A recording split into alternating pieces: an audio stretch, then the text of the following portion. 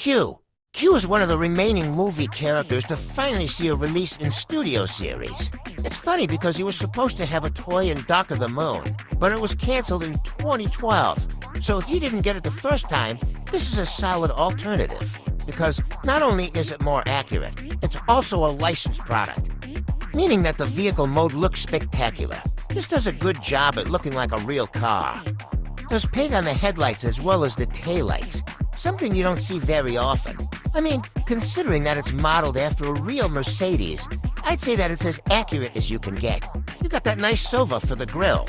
The rims of the wheels have silver in them as well, and coming to the back, both the rear lights and the Mercedes logo are also neatly painted.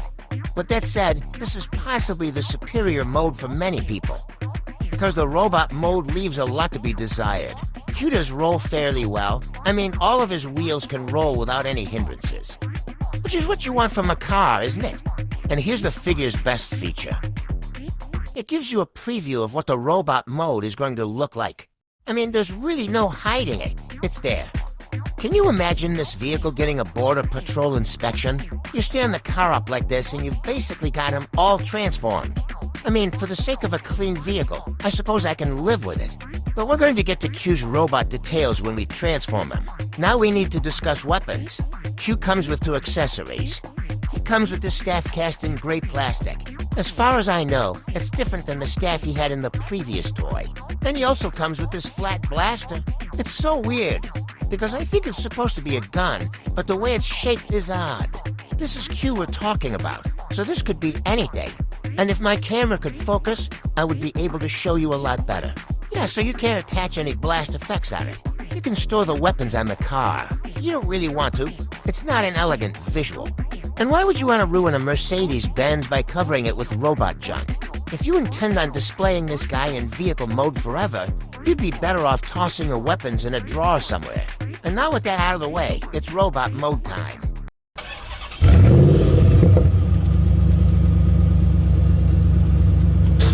First of all, the transformation is a little fiddly.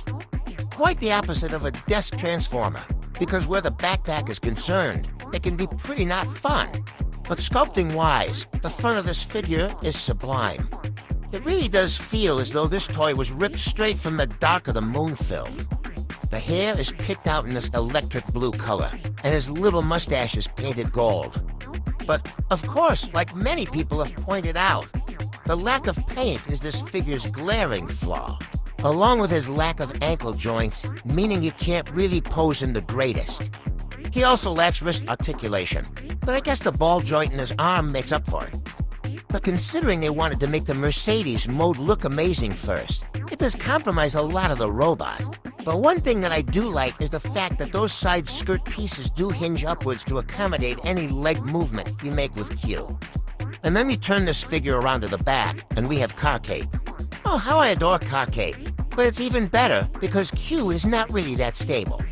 His heels are not very strong, and Car Cape doesn't help matters much. But what can you do? Car Cape is inevitable. Otherwise, Q would have panels hanging off of him, and that would look ugly. And like I said before, his feet don't really move, so standing is really the only pose you'll get with Q. And this guy is, like, 9,000 years old. Of course he wouldn't be able to stand properly. They should have packaged him with a cane or a walking stick. He can wield his staff. You can get some cool poses with it.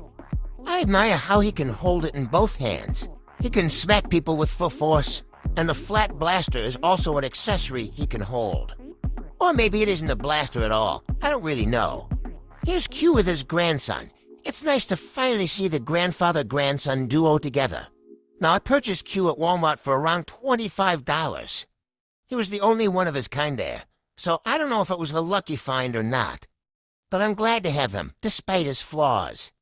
He looks great among other Studio Series figures. Now if we could get that long-awaited Demolisher repaint, that would be fantastic.